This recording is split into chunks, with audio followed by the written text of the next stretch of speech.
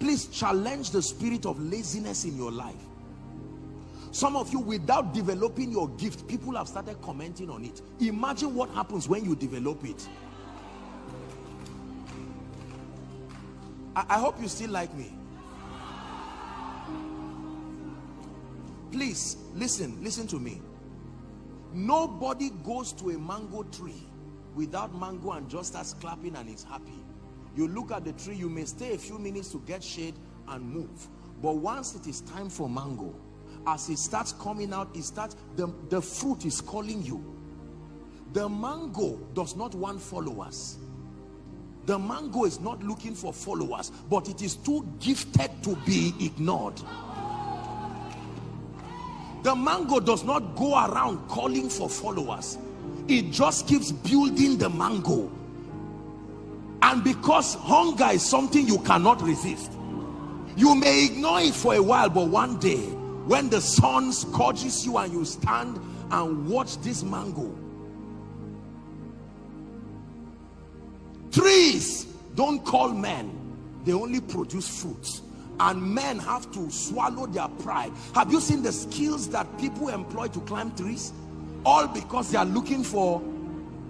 I once saw a video of I think they were trying to this palm, I think the one they climb with as though they are climbing a ladder. I said, you mean all this skill to reach that tree? Be gifted and watch how people will inconvenience themselves with joy to come and place a demand on the grace of God upon your life. When people give excuses of time, excuses of comfort, is because your gift is not notable enough. I assure you, ask the herbalist. A politician, respectfully speaking, will come with his whole dignity and meet a man in a tattered room and not ask whether there is AC and not ask whether the man can speak English. The man says, turn behind and move backward. And he says, yes, sir. Because he knows that my political career is at the mercy of that. May you be so gifted in the name of Jesus. May your gift be so refined that it will be impossible for a generation to ignore you. Believe what I share with you. There are people in this country who cannot go out of a job for 1 month. Believe me. Believe me. In as much as we are saying there is no job, there are companies that if some of their people cough, they will buy a pharmacy, not a drug.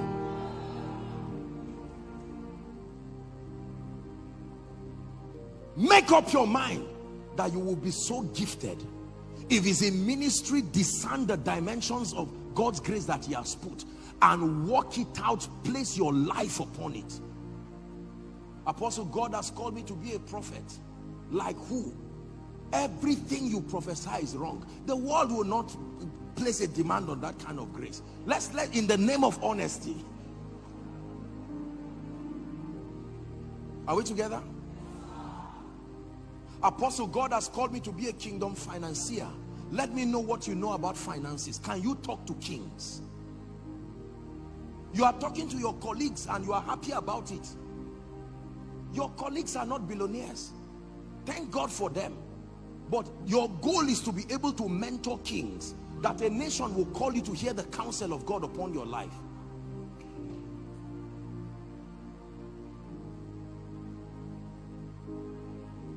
Make up your mind that you will not be small. Go back and refine your gifts. Apostle, do you know I can cook? Can the governor eat your food? Because you see, you have to serve kings to receive the rewards of kings. Am I challenging you? Let me tell you this. There is nothing that is of value that is not in sufficient demand in this life to bless you. If you are in every industry, there are people at the top. It's those who are at the top that enjoy the blessings. Shake away mediocrity. When people are clapping for you, look at those clapping for you. If they are not kings, keep moving.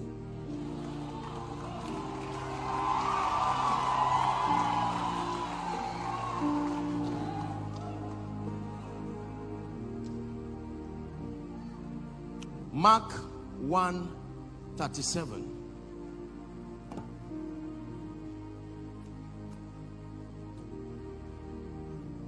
And when they had found him, this was the story of Jesus.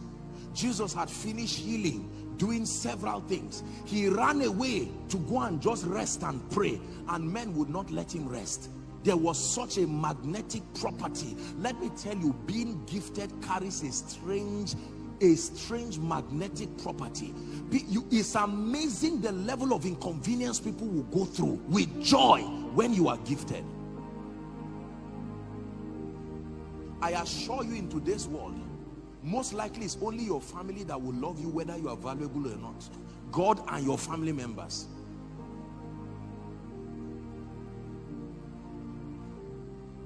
They are enough to support you, but not enough to reward you. The vast majority of your reward will be in the hands of people who are in desperate need. They need people who are gifted. I made a vow with God that you will never meet me twice to be blessed. No. Can you rise to that level of grace? Can you rise to that level of value? You are a CEO, your company, what solutions are you providing? Can I meet you once and be addicted to you because of the power of the value that you carry?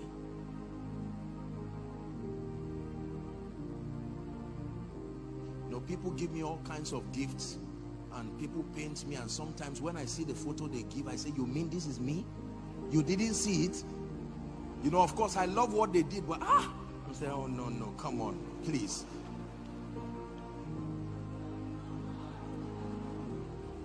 Are we together? And yet there are a few that I look at and I'm like, you drew this? You say, yes sir. What do you do? You say, once in a while I just do it. And I'm saying, my goodness, once in a while? I would pay 1,000 times for this. Nigerians, wake up. Believers, wake up. There is something you have that the world is looking for. And can I tell you, they will not come to you while you are growing. They will come to the refined version of you.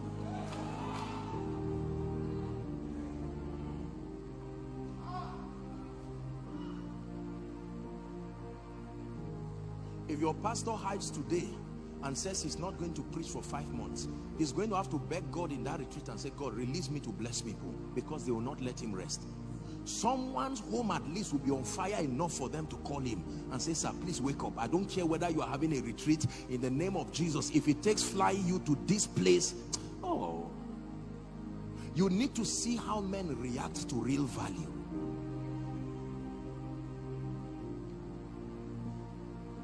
Your desire of decades can come to you in a moment when you make up your mind to be truly valuable. These are the laws of advancement.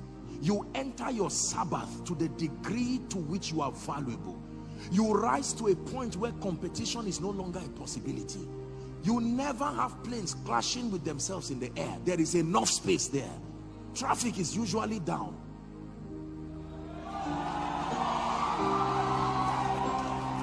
Listen to me. Listen to me. Do you know that as I'm standing here right now, I'm rounding up. As I'm standing here right now, no matter how I stretch, I can't see the island. No matter how I stretch, I can't see Abeokuta, Ogun State, because I'm on the ground. But a star can be shining here, and I can call someone in another state. He can still see the same star because it is high to the sky. If you become that star from where you are, you don't have to be moving. Anywhere people look at you, was it not a star that was shining, the same star called the Magi, right to that place where Jesus was? Spiritually, I know that some of us here are in ministry and you came to just honor pastor and honor the conference. God is challenging us. There is a dimension of grace, spiritual illumination, value that can be brought. When you bring something, the table of greatness is still empty, but you don't sit down for nothing. You first present your gift, then you sit down.